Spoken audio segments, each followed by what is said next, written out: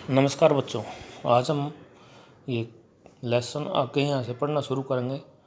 जैसे समानता के संवर्धन में उठाए गए सरकारी कदम, यानी कि समानता के लिए सरकार ने क्या क्या कानून बनाए हैं, क्या क्या नए नियम बनाए हैं। हमारा संविधान सरकार के को यह उत्तरदायित्व देता है कि वह गरीबों, दलितों, अन्य समुदायों को बेहतरी एवं समानता को सुनिश्चित करने के लिए सरकार कदम उठाए। यानी कि सरकार को ये संविधान है जो हमारा ये प्राथमिकता ये देता है, उनको अधिकार देता है कि वो गरीबों और जो दलित हैं उनके लिए उद्धार के लिए कदम उठाए। समानता को सुनिश्चित करने के लिए सरकार ने निम्नलिखित 2 कदम उठाए हैं। यहाँ पर क्वेश्चन बनेगा बेटे आपके, सरकार ने समानता को सुनिश्चित करने के लिए कौन कौन से कदम उठाए हैं। जैसे पहला पॉइंट है इसका, यहाँ से सरकार ने कौन कौन से कदम उठाए हैं, ये वाला।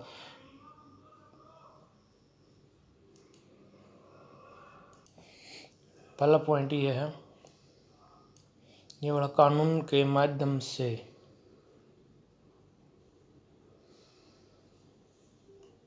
विभिन्न सामाजिक एवं आर्थिक कार्यक्रमों और योजनाओं के माध्यम से, यानी कि 2 माध्यम है उसके किस तरह से। एक तो कानून के माध्यम से वह कदम उठा सकती है सरकार, दूसरा है सामाजिक एवं आर्थिक कार्यक्रमों के माध्यम से वो कदम उठा सकती है। आगे देखो इसका, समानता के व्यवहार संबंधी नागरिकों के अधिकारों की सुरक्षा के लिए भारत में बहुत से कानून हैं। उदाहरणार्थ अनुसूचित जाति, अनुसूचित जनजाति और अन्य कमजोर समुदाय की मदद हेतु अनेक कानून बनाए गए हैं। यानी कि सरकार ने अनुसूचित जाति, अनुसूचित जनजाति, SC, BC, OBC जो भी है इनके लिए अलग अलग कानून बनाए हैं, उनको समानता का अधिकार देने के लिए। हमारी सरकार ने इस प्रकार की कई योजनाओं की शुरुआत की है कि मिड डे मील स्कीम, राष्ट्रीय ग्रामीण रोजगार गारंटी अधिनियम, नरेगा जिसे कहते हैं 2005, इन्हीं योजनाओं के अंतर्गत आते हैं। मिड डे मील क्या है, जो स्कूलों के अंदर बच्चों को भोजन दिया जाता है।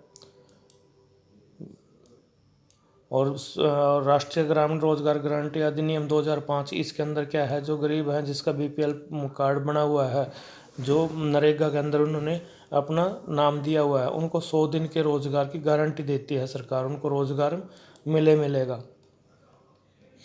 उसके बाद मिड डे मील स्कीम के संबंध उस योजना से जिसके अंतर्गत सभी सरकारी प्राथमिक विद्यालयों में बच्चों को दोपहर का भोजन दिया जाता है। इस योजना के बहुत से फायदे हैं। अब और अधिक गरीब बच्चे विद्यालयों में पंजीकृत हुए हैं और उनके नियमित विद्यालय जाते हैं, यानी कि उनका ज़्यादा से ज़्यादा नामांकन हुआ है प्राइवेट सरकारी स्कूलों में, तो उनका। दूसरा है, पहले दोपहर के भोजन के लिए बच्चे घर जाने के बाद सामान्यतः वापस विद्यालय में नहीं आते थे, अब उनकी उपस्थिति काफ़ी अच्छी हो गई है। यानी कि रिसेस में अगर खाना खाने के लिए घर चले जाते थे तो दोबारा वापसी नहीं आते थे। पहले माताओं को दिन में अपना काम छोड़कर बच्चों को खाना खिलाना पड़ता था, अब ऐसा नहीं है। इन पहले पॉइंट में क्या था, बच्चे घर जाने के बाद दोबारा, पहले तो क्या है, घर पंजीकृत ज़्यादा से ज़्यादा संख्या बढ़ी है स्कूलों की। दूसरे में है, दोपहर का भोजन खाना खाने के बाद वापसी नहीं आते, तब उनको घर जाने की ज़रूरत नहीं, वहीं पर खाना मिलता है। तीसरा है, जो माता पिता उनके घर से काम के लिए जाते थे गरीबों के, वो अब खाना खिलाने के लिए बच्चों को घर वापसी आते थे, अब वो ऐसा नहीं करती। इस योजना के अंतर्गत जातिगत पूर्वाग्रह की कमी आई है, क्योंकि सभी बच्चे साथ भोजन खाते हैं। इतना नहीं, भोजन बनाने के लिए दलित महिलाओं की भी सेवा ली जाती है, यानी कि सभी बच्चे एक जगह बैठ करके खाना खाते हैं, चाहे वो स्वर्ण जाति से है या दलितों से है। इसका ये भी फायदा हुआ है। उसके बाद आगे, यद्यपि लोग समानता के उपरोक्त वर्णित सभी प्रयासों से आम लोगों के बीच असमानता में कमी आई है, लेकिन यह निम्न कारणों से बहुत धीमी गति से हो रही है। आम लोगों की यह सोच और मनोवृत्ति भी सभी लोग समान है, यह बदलाव धीरे धीरे आता है। दूसरा है, यद्यपि समानता लोगों के कानून से अवगत है, फिर भी लोग अपनी जाति, धर्म, आर्थिक प्रतिष्ठा और लिंग आदि के आधार पर अन्य लोगों के साथ असमान व्यवहार करते हैं। लोगों को यह सोचना चाहिए कि कोई भी निम्न या नीचा नहीं होता, प्रत्येक व्यक्ति आदर पाने का समान अधिकार रखता है। ये वाले यहाँ अपने क्वेश्चन 2-3 बनेंगे बेटे। जैसे एक तो यहाँ क्वेश्चन बना है, सरकार ने समानता का सुनिश्चित करने के लिए कौन कौन से कदम उठाए हैं। एक तो पहला तो कानून के माध्यम से, दूसरा है विभिन्न सामाजिक और आर्थिक कार्यक्रमों के माध्यम से, दूसरा कौन कौन सी स्कीम थी सरकार ने, कोई 2 स्कीमों के नाम बताइए जो समानता का अधिकार या समानता को कायम करने के लिए किया। एक तो मिड डे मील स्कीम, दूसरी है नरेगा 2005। और मिड डे मील के क्या क्या फ़ायदे हैं। तीसरा question, mid day meal scheme के क्या फ़ायदे हैं। तो ये वाले 4 फ़ायदे जो आप करे थे हमने, जैसे ये थे 4। उसके बाद आगे है क्वेश्चन, ये लेसन, असमानता वैश्विक परिदृश्य, यानी कि विश्व में किस प्रकार से असमानता का वातावरण है, किस तरह से लोग करते हैं। आज विश्व में बहुत से देशों में समानता एक अत्यंत महत्वपूर्ण विषय बन गया। उदाहरणार्थ संयुक्त राज्य अमेरिका में अफ्रीकी अमेरिकी, अश्वेत अमेरिकी। यह अश्वेत अमेरिकी कौन थे बेटे? यह अश्वेत अमेरिकी वो थे जो औद्योगिक काल क्या था, जब 1600 से लेकर के लगभग 1750 तक जब लोग थे ना अपने कामकाज की तलाश में अफ्रीका से अंग्रेज़ों द्वारा अमेरिका में लेकर गए थे। जो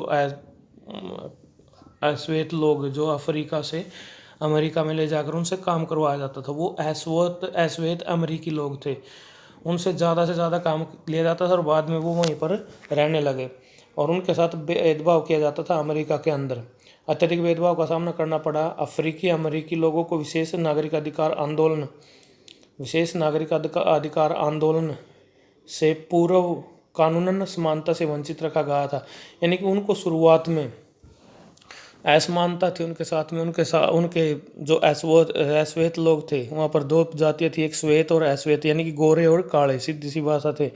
तो जो गोरे थे उनके लिए अलग रेस्टोरेंट थे, अलग रहन सहन था, उनकी अलग बसें थी, उनकी अलग रेल के अंदर रिजर्वेशन थी, यानी कि उनके लिए अच्छे स्कूल थे, सारी चीज़ें थी। मगर जो अश्वेत थे, काले थे, उनके लिए चीज़ें नहीं थी, उनको अलग सारी चीज़ें थी। और जहाँ पर श्वेत लोग जाते थे वहाँ पर अश्वेत नहीं जा सकते थे, यानी कि उनके साथ असमानता की जाती थी, बुरा व्यवहार किया जाता था। इसलिए उन्होंने अश्वेत लोगों ने ये नागरिक अधिकार आंदोलन चलाया था। उसके बाद 1950-60 में कानून से वंचित रखा गया नागरिक अधिकार आंदोलन की शुरुआत अमेरिका में 1950 में हुई। 1950 में प्रारंभ हुई, जिसमें अफ्रीकी अमेरिकी लोगों ने समान अधिकार, नस्ल भेदभाव को समाप्त करने की मांग की। और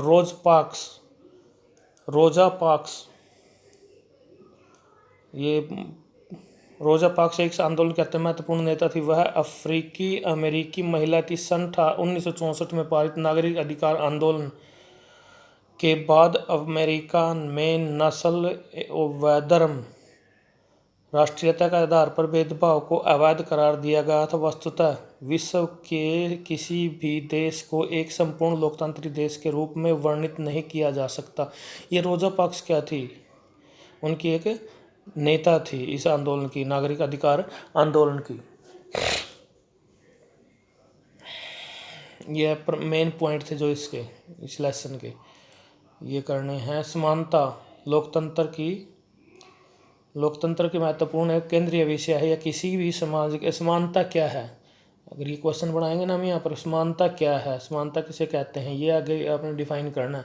या किसी भी समाज देश के लोगों के न्याय सुनिश्चित करने की व्यवस्था है। दूसरा पॉइंट है सार्वजनिक वयस्क मताधिकार का क्या अर्थ है। क्वेश्चन यहीं से बनेंगे आपके।